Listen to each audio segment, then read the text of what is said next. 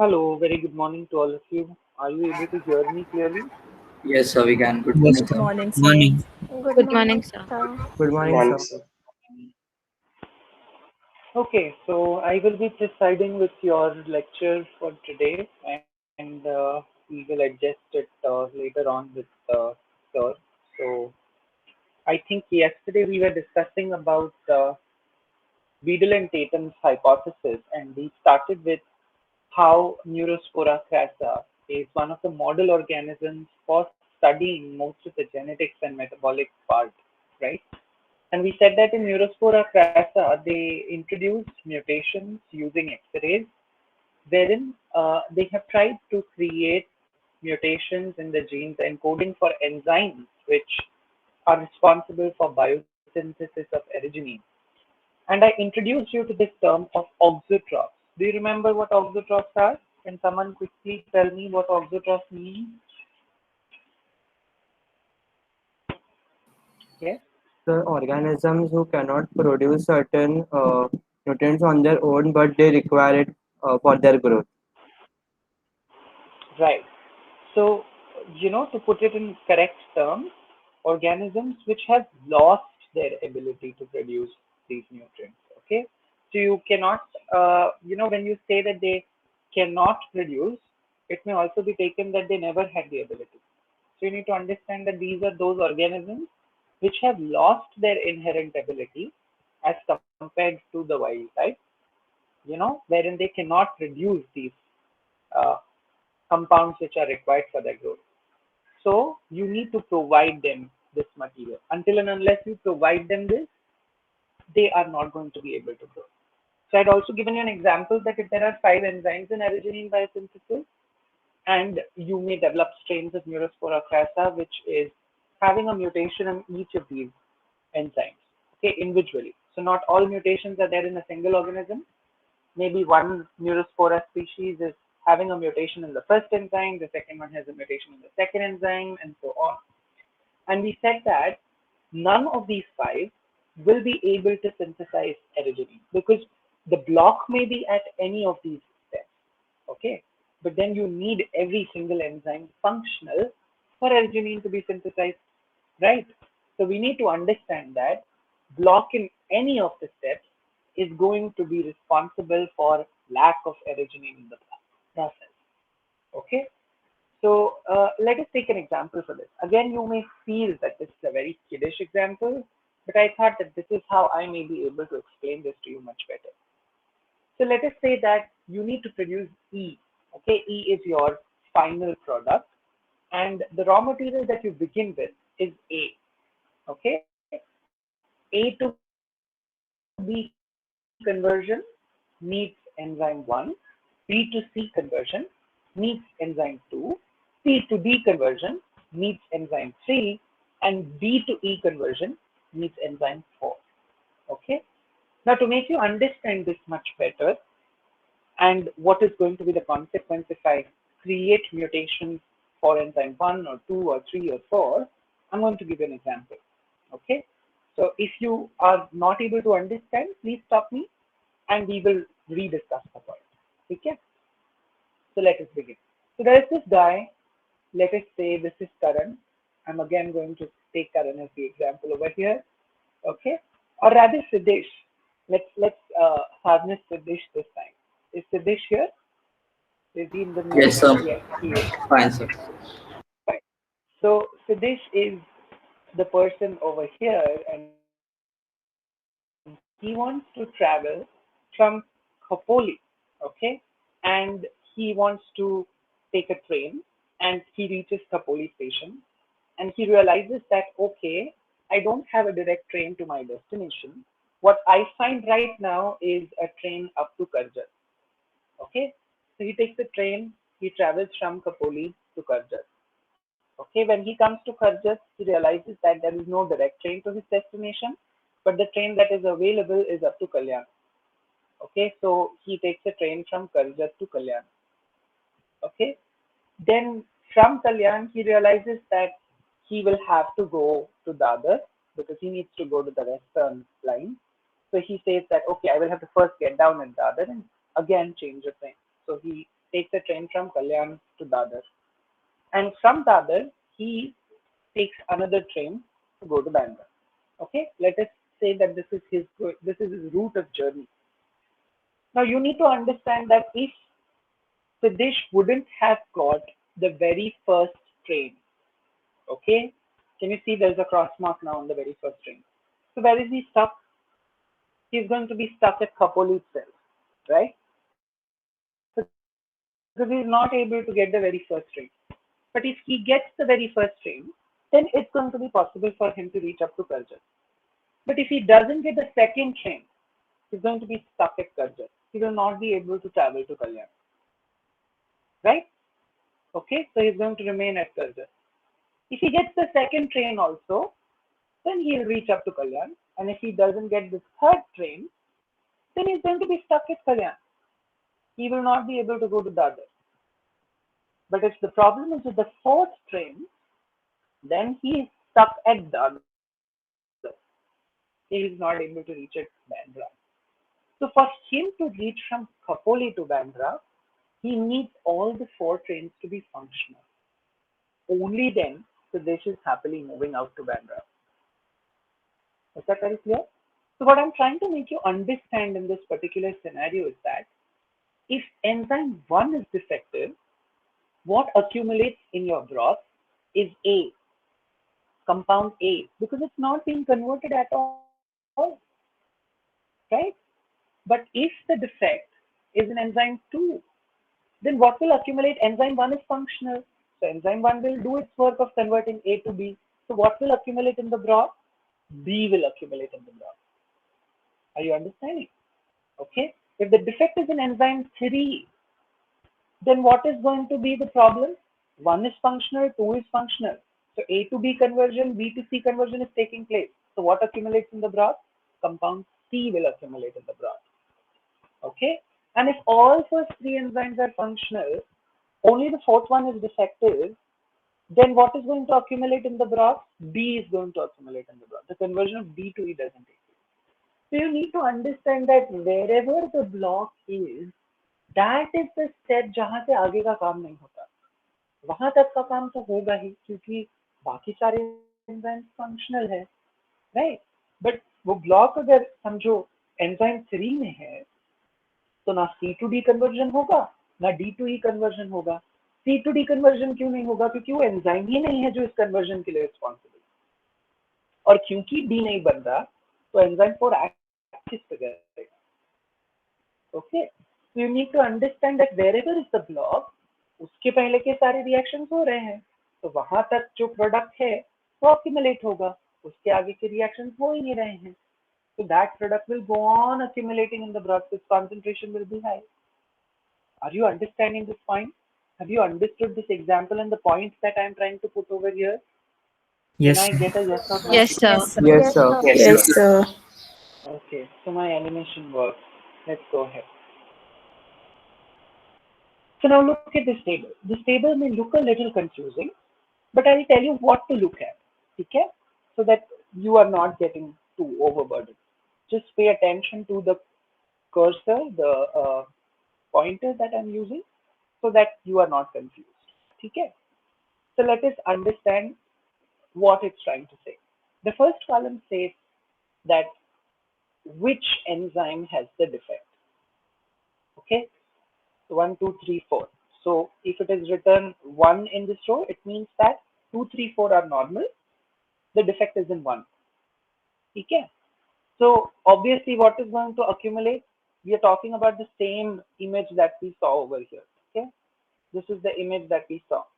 So if you want, just write this in your book. Quickly note this in your book so that when you discuss the table, this should be in front of you. Can you do that? And just type a yes once you're done. Quickly write this down.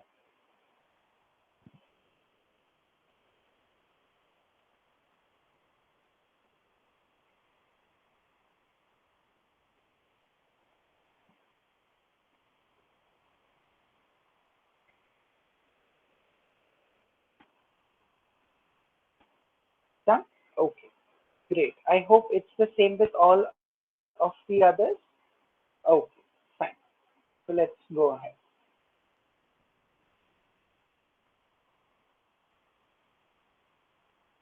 So if the defect is in enzyme 1, you can look at what you have written and just hear to me, okay? So if the defect is in enzyme 1, it's obvious that the pathway is not going to begin, right? So what's going to accumulate in the broth? Can you tell me? What's going to accumulate in the broth? Which metabolite will be in the broth? A. A, right?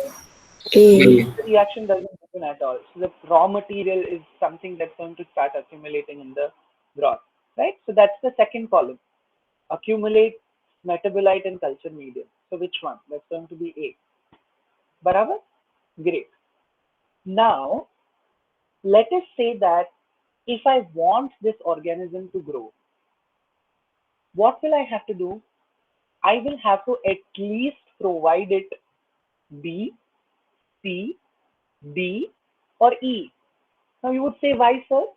Because remember, the problem is only in enzyme 1, no?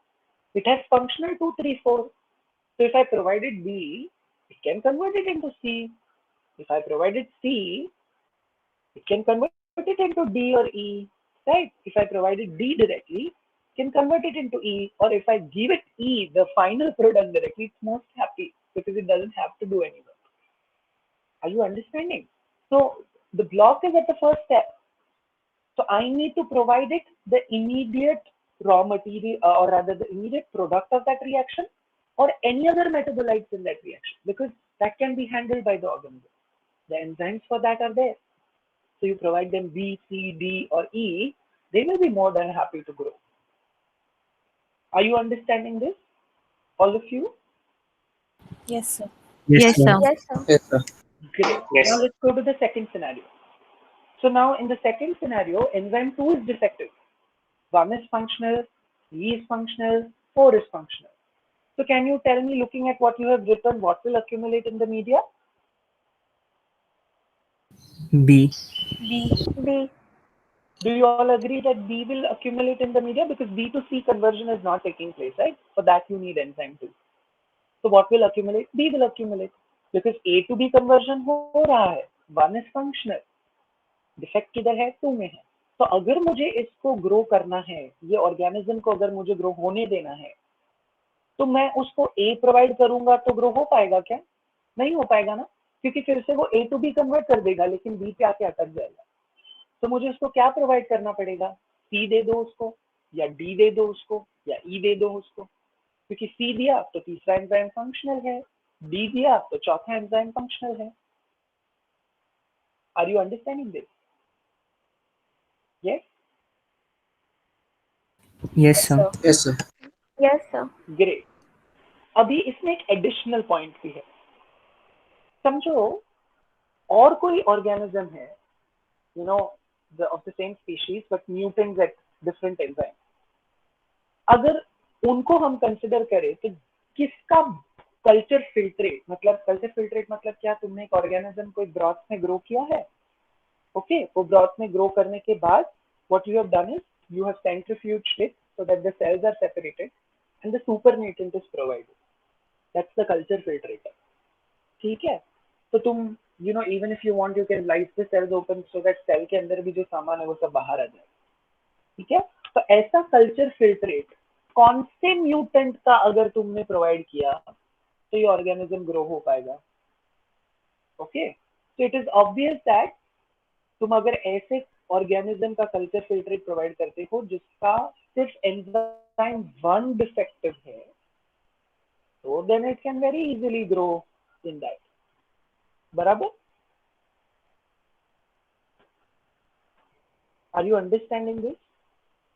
Yes or no? Yes, If sir. no, I will discuss again. Sir, please See. repeat it. Sir, please repeat. Yes, yes.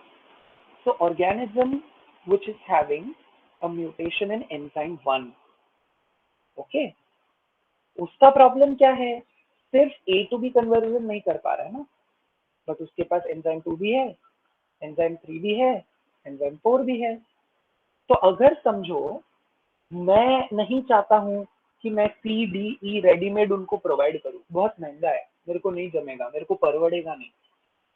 Okay, let us assume that C D E as raw materials market में खरीदने के लिए बहुत महंगा है, हो सकता है ना, कुछ कुछ इंटरमीडिएट केमिकल्स महंगे होते हैं, तो मुझे वो नहीं चलेगा। तो मेरे पास दूसरा कोई ऑप्शन है क्या? है ना। तो वो ऑप्शन क्या है?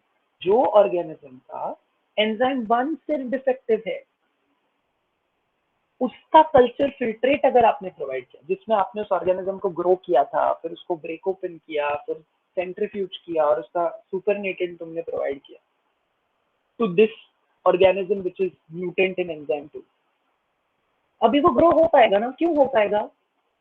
क्योंकि जो म्यूटेंट 1 था उसका सेकेंड एंजाइम फंक्शनल था। Are you understanding it? Okay, तो सेकेंड एंजाइम भी उसके पास फंक्शनल है, थर्ड एंजाइम भी रेडी है, फोर्थ एंजाइम भी रेडी है, तो तुम अगर ये प्रोवाइड करोगे तो वो ग्रो कर जाएगा। Are you understanding this now? Yes, sir. Yes, sir. Yes, sir. Maitreya, Yes, sir. clear to you now? Yes, sir. Okay, fine. So can we go to the next row now? So the third case is wherein enzyme 3 is non-functional. What will accumulate in the media? Akanksha, can you tell me what will accumulate in the media in this scenario? Very good. C will accumulate, right? Because 1 and 2 is functional. So A to B conversion, B to C conversion will take place. तो C पे आके फंस गया, बराबर। तो इसको grow करने के लिए मुझे क्या देना पड़ेगा? इसके आगे के कंपोनेंट, यानी कि D दे दो या E दे दो, बराबर। अभी कौन से ऐसे न्यूट्रिएंट्स है जिनका कल्चर फिल्ट्रेट आप यूज कर सकते हो? आप 1 का यूज कर लो या 2 का यूज कर लो, क्योंकि 1 और 2 का ब्लॉक सिर्फ एंजाइम 1 या एंजाइम 2 पे है, जो ब्लॉक इस ऑर्गेनिज्म के पास नहीं है, बराबर। So right, so it can use this culture filtrate of organisms which are mutated for enzyme 1 or mutated for enzyme 2, because it will have functional enzyme 3. तो functional enzyme 3 मतलब उसका जो hurdle था वो क्रॉस हो गया, तभी वो ग्रो हो सकता है, बराबर। Similarly, in the fourth case, if it is mutant for enzyme 4, what's going to accumulate? D is going to accumulate, because A to B, B to C, C to D conversion is happening properly. तो इसको grow करना है तो क्या readymade provide करना पड़ेगा मुझे? Either तुम रेडीमेड ई प्रोवाइड कर दो, final product, because last step पे जाके अटका है बंदा, बराबर। या कल्चर फिल्ट्रेट किसका प्रोवाइड करोगे? म्यूटेंट फॉर 1, 2 और 3, बिकॉज 4 वाले म्यूटेंट के पास 1, 2, 3 फंक्शनल है, उसको फोर्थ एंजाइम की जरूरत है जो बाकी 3 के पास है। तो उनमें से किसी का भी कल्चर फिल्ट्रेट दे दो, वो खुशी खुशी ग्रो हो जाएगा क्योंकि उसको एंजाइम मिल जाएगा। अभी ये कॉन्सेप्ट सबको क्लियर है? Yes, sir. Yes, sir. Yes, sir. Yes, sir. Yes, sir. Yes, sir. Yes, sir. अभी इसके ऊपर ना जब क्वेश्चंस आते हैं ना तो बहुत टेढ़े आते हैं, स्पेशली एमसीक्यू में बहुत गड़बड़ होता है। तो जब भी तुम्हारा टेस्ट होगा ना, मैं तुमको वैसे टाइप का क्वेश्चन दूंगा, तभी गलत जाएगा तो भी चलेगा, लेकिन डिस्कशन के वक्त we will understand how to dissect this question, ठीक है। तो वो टाइम पे जब भी तुमको ऐसा क्वेश्चन आएगा ना, पहला काम करने का, जैसे अभी मैंने आपको बोला ना वो लिखने का, तो वो लिख लेने का कि क्या क्वेश्चन में बोला है, क्या कन्वर्जन है, कौन से एंजाइम्स है, और फिर क्वेश्चन को पढ़ो और एनालाइज करो, पेंसिल से मार्क्स करो उस रिटर्न फॉर्मेट पे, तो तुमको समझ में आएगा ओके कहाँ पे अटक रहा है, तो मुझे क्या देना चाहिए।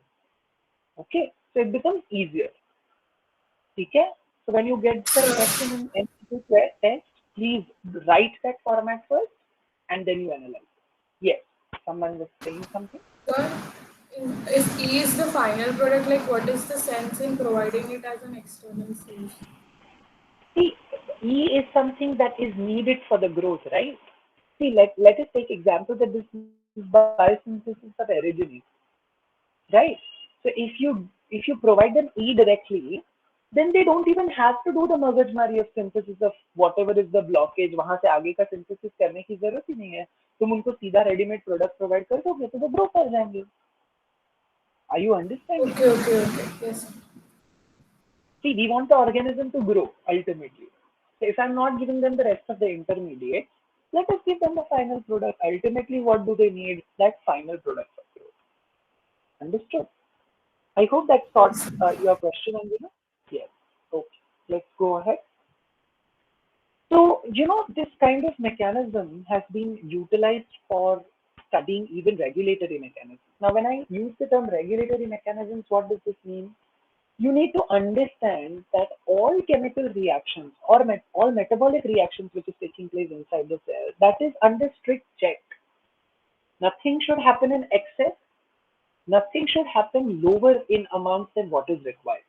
So, there has to be a check over it. Okay, so that's what we call as metabolic regulation.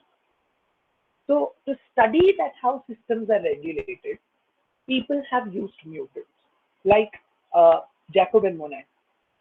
You would have heard of them in 12th standard because they were the two people who studied a very important regulatory concept called as operon model. They studied in 12th lac operon. Do you remember it? Yes? Yes, Do you sir. remember lac operon? Yes. So do you remember that there used to be those 3 genes which are coding for enzymes required for metabolism of lactose? Right? That's what we call as operon. It's a cluster of genes, right? And it was basically studied in E. coli. You will be studying about operon models and especially lac operon as an example in detail in the next STEM in biochemistry itself.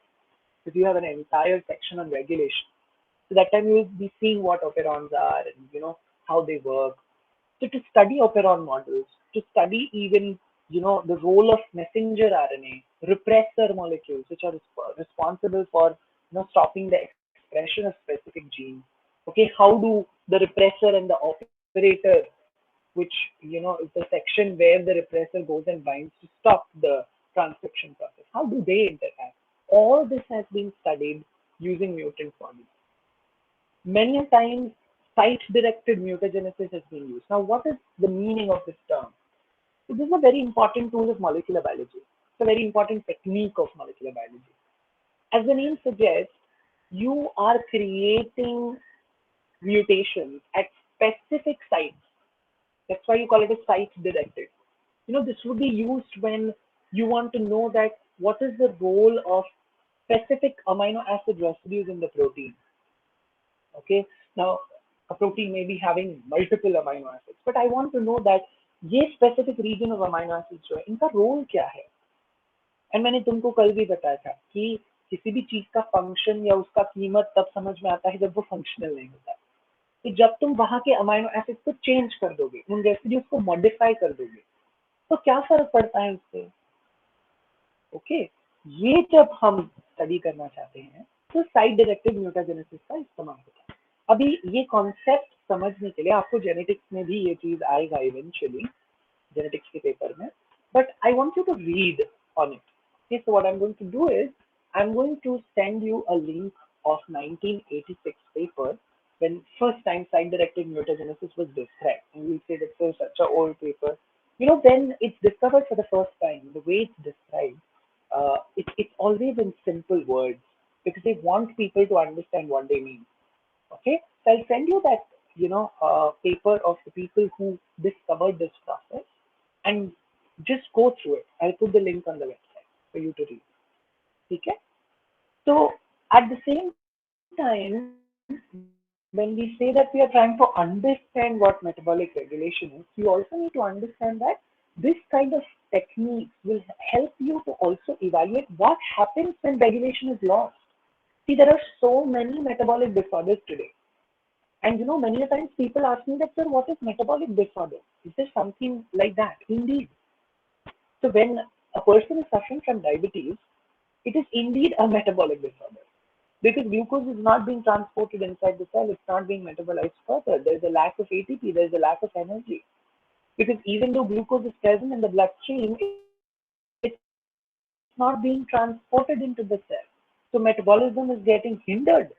That's the reason why diabetic people, their appetite is double than their regular. Why? Because cells is not getting the source of energy. Understood?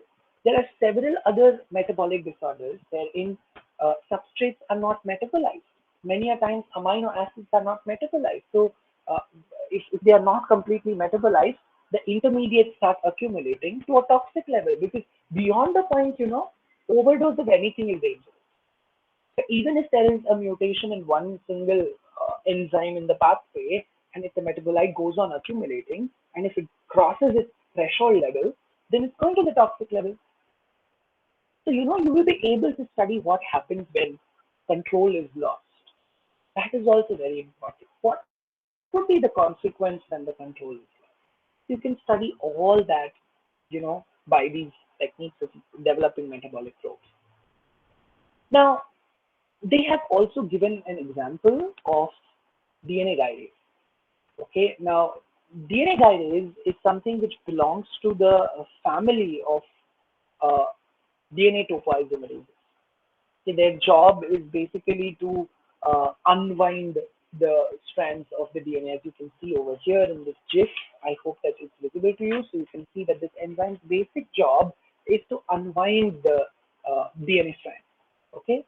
Now, DNA guidase has an inhibitor. Okay, it's a compound called as nalidixic acid. Okay. Now, nalidixic acid is something which stops DNA guidase from acting. It doesn't allow to do its function. It doesn't allow it to separate the strands. Now, if the strands don't separate, the replication process doesn't begin. Are you understanding? The replication will just not take place if DNA guidase is not functional. So this technique is making you understand the function of guidase over here. क्योंकि guidase नहीं है, the replication नहीं हो रहा है. So it clearly indicates that, okay, it means that guidase is involved in the process of DNA replication. अभी अगर कोई बंदा होगा जिसको हर चीज में प्रूफ मांगने की आदत है, जैसे कि साइंस में होता ही है, people always want to do double confirmation. They may ask that, okay, nalidixic acid डाला तो DNA replication नहीं हो रहा है, understood. So which means that nalidixic acid is inhibiting the process of DNA replication. But how would you confirmedly say that the nalidixic acid is acting on DNA guidase itself? It may be acting on some other protein of DNA replication, or it may be having some direct effect on DNA. What is the proof that nalidixic acid is going and attacking guidase and inhibiting it from doing its function? Are you understanding my question here? यहाँ तक तुमको समझा है मैं क्या बोल रहा हूँ गायरेज और nalidixic acid के बारे में? Is it making sense to all of you? Yes, sir. Yes, sir. Yes, sir. Great. Yes, sir. So now what should I do in this circumstances if such a question is raised? Can someone tell me? What should we do to prove that, okay, nalidixic acid is indeed going and acting on DNA guidase? Think about it.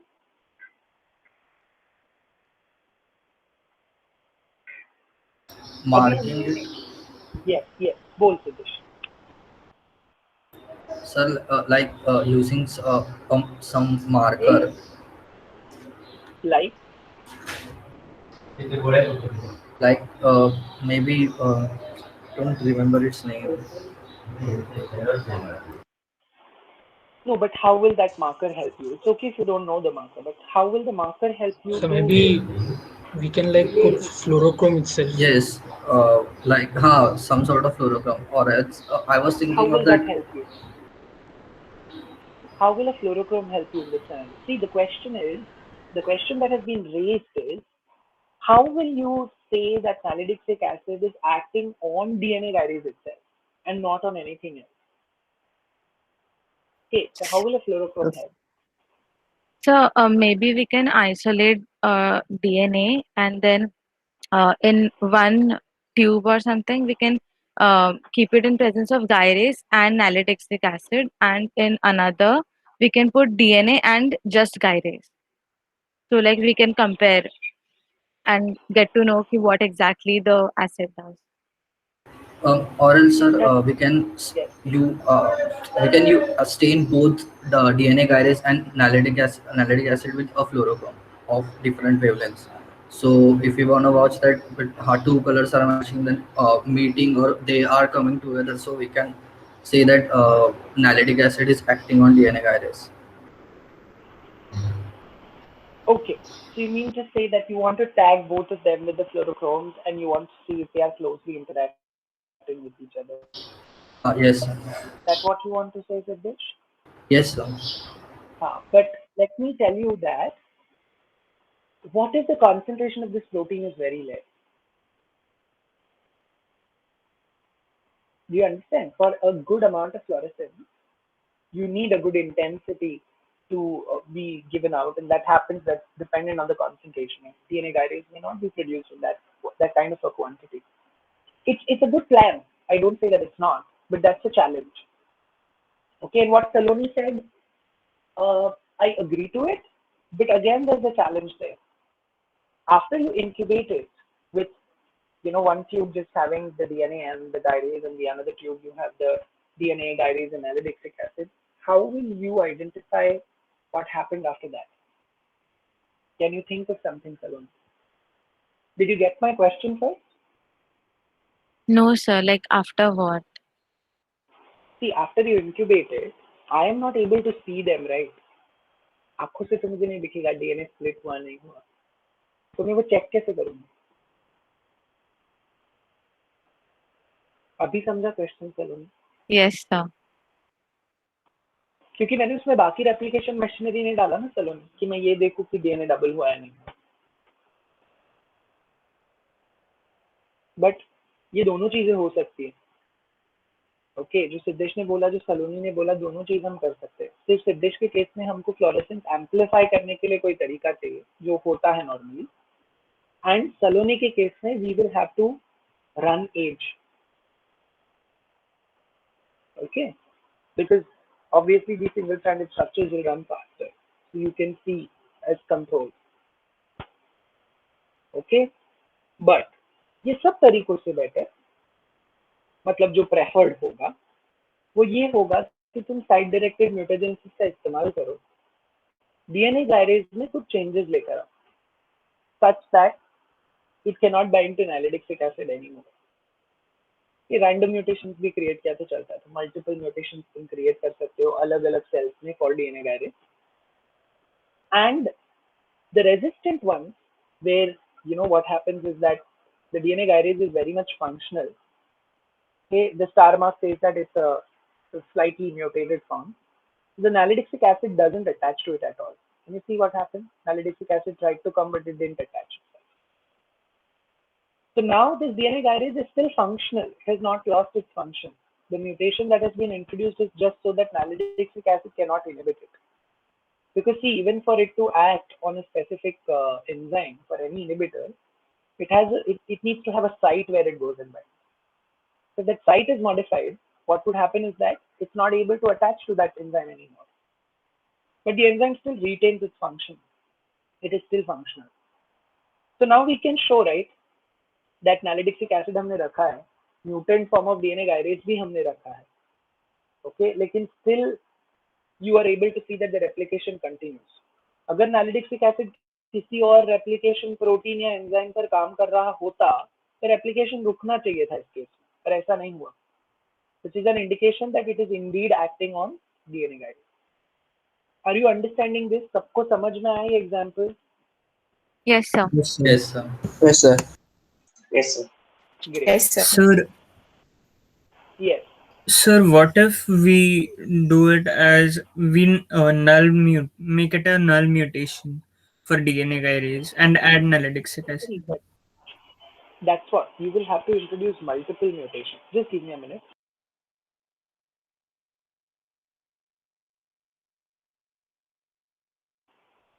Okay, so you will have to try and do that. See, because many a times you may not even know that where exactly this goes and binds. Today with the in silico kind of a study, अगर तुमको DNA gyrase का sequence पता है और तुमको nalidixic acid का structure पता है, there are docking softwares.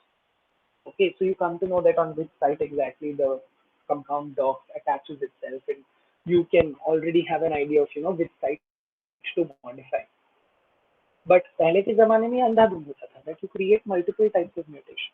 Okay, you create null mutants, you create different sites, and then you characterize it कि बाबा हमने कहाँ mutate किया, क्योंकि वो ज़माने में ये in silico kind of analysis available नहीं था. Are you understanding, Akhil?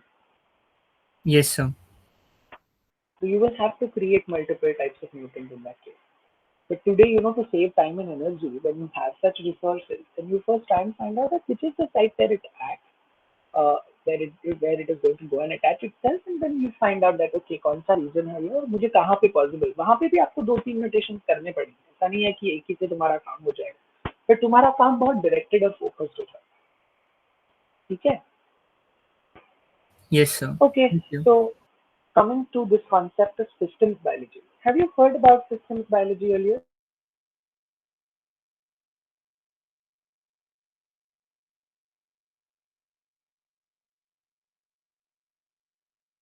No, sir.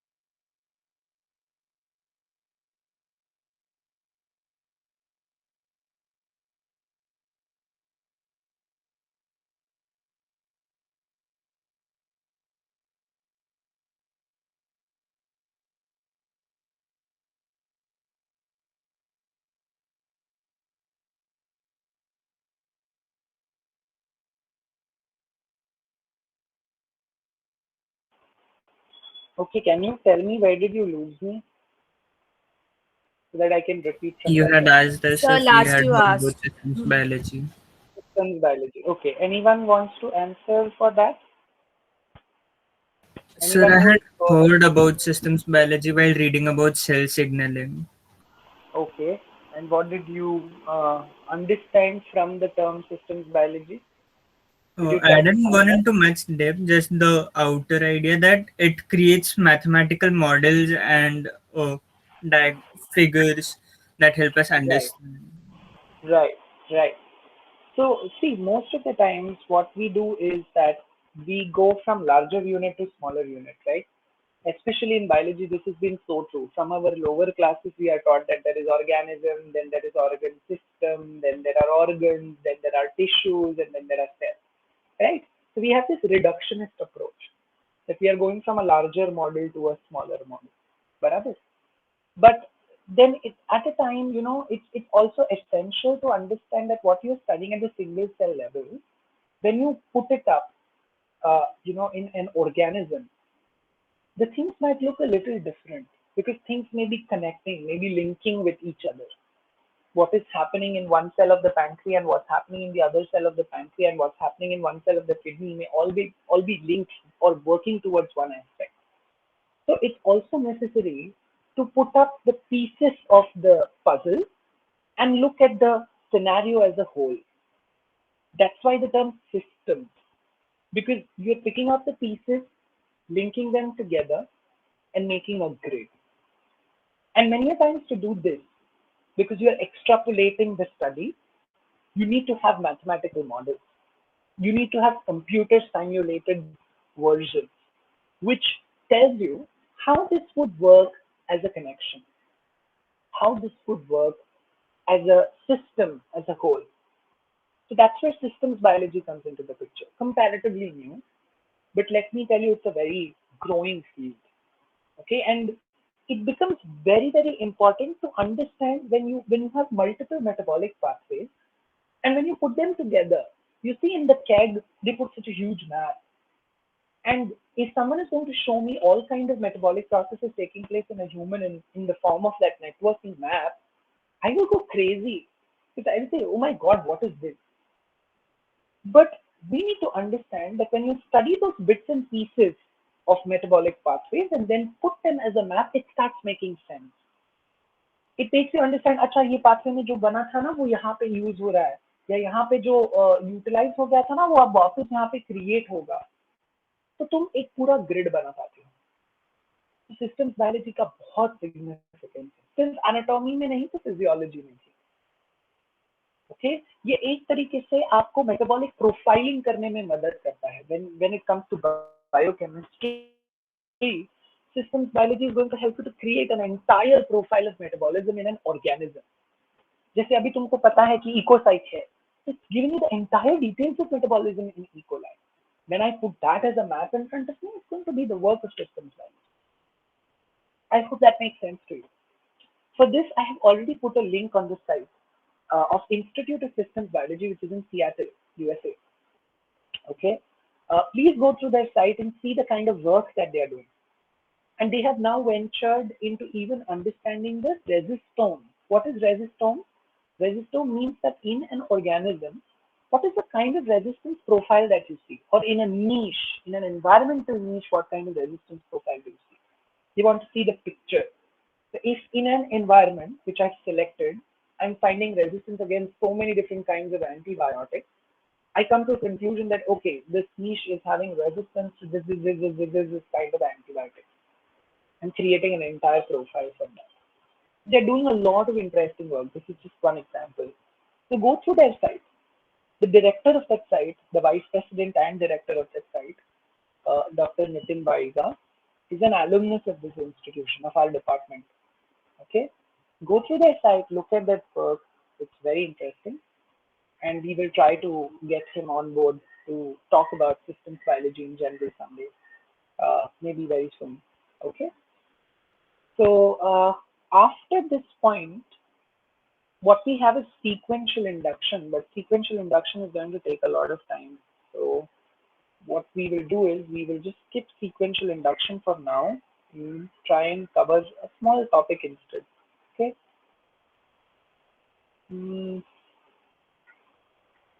Yeah, I think we will be able to cover isotope labeling or pulse labeling. So we have been speaking about auxotrophs till now, right? So you know that auxotrophs are those organisms which do not have the ability to synthesize or they have lost their ability to synthesize a specific component, and that has to be provided to them, right? Exogenously, मतलब बाहर से externally आपको supply करना पड़ेगा वो component, तभी वो grow होंगे.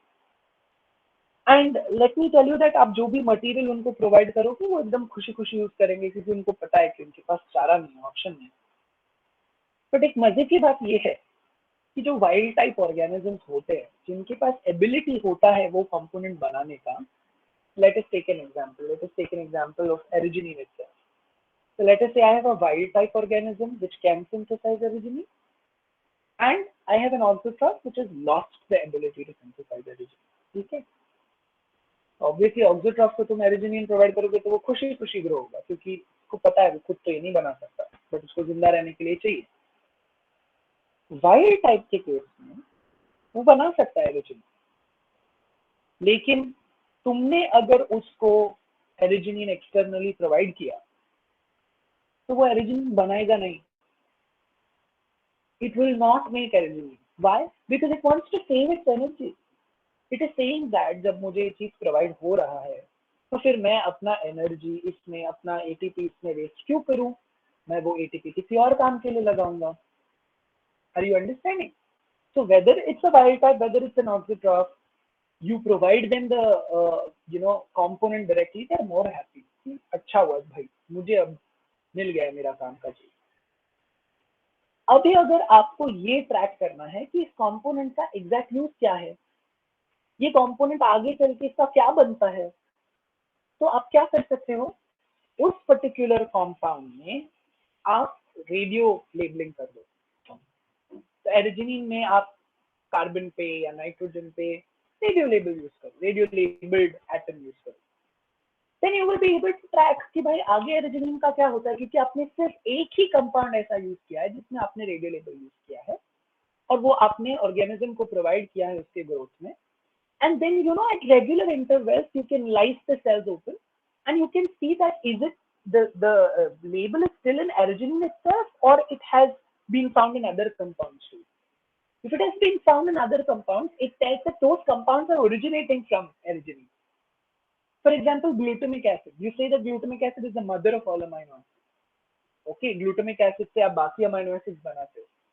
तो अगर मैंने glutamic acid में C14 label यूज किया हुआ है और वो मैंने E. coli को ग्रोथ के लिए दिया हुआ है मीडिया में, तो रेगुलर इंटरवल्स पर जब मैं सेल्स को लाइज करूंगा और उसके अंदर C14 अब कौन से कंपाउंड में ये एनालाइज करने की कोशिश करूंगा, तो मुझे अगर प्रोलीन और एरिजिनिन में C14 मिलता है तो वो मुझे क्या इंडिकेट कर रहा है? वो मुझे ये इंडिकेट कर रहा है कि glutamate is the precursor, it's the raw material for synthesis of proline and arginine. Are you understanding? Don't forget your photosynthesis basics of 12th standard. Melvin Kelvin, C4 cycle. He did this method, right? He used C14.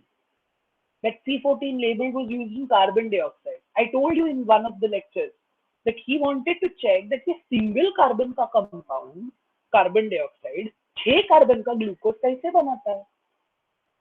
तो उसने C14 वाला CO2 use किया. And then what did he do?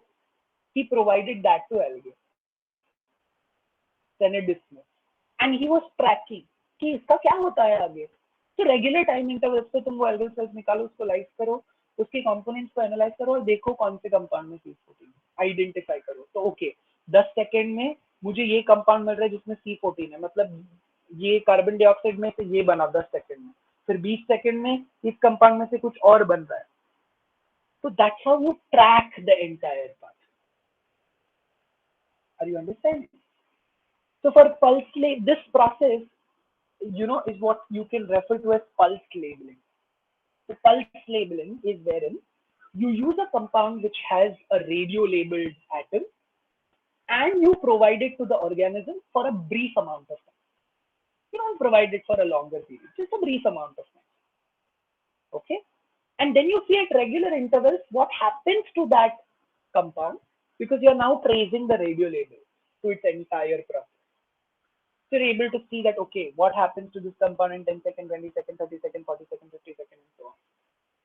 So when you're exposing, you know, the organism to this particular component for a brief amount of time and then trying to trace its entire process, you will be able to see that what's happening gradually to it. So you end up tracing the entire metabolic pathway in the process. So your photosynthesis is the example for this, जो मैंने आपको अभी बताया.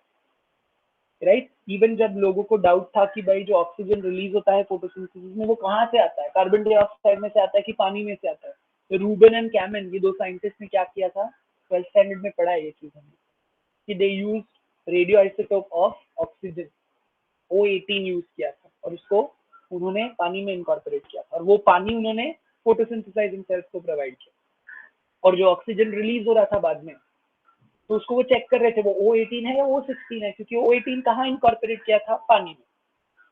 तो अगर वो O18 दे रहा है मतलब ऑक्सीजन पानी से आ रहा है, और अगर O16 होता जो ऑक्सीजन रिलीज हो रहा है तो वो कहाँ से आ रहा होता, कार्बन डाइऑक्साइड से. So see, it helps you trace and find the answers to your question. Are you understanding me, guys? Yes? Yes, sir. Yes, sir. Yes, sir. Yes, sir. So we will stop at this point and we will continue. We'll meet on Thursday. Yeah? And please keep checking the announcement tabs on the website. The first test intimation also has been put there. Okay? So please start reading. Okay, for metabolic probes section, that is still the systems biology part that we discussed. The reference remains Matthew. For isotope labeling, the reference is Stanier. It's anyways there in the reference section, so you can find out which topic is from where and start reading. If you have questions, let me know. Okay? Thank you so much. Thank you, sir. Thank you, sir. Bye bye. Thank you, sir. Thank you, sir. Thank you, sir. Thank you.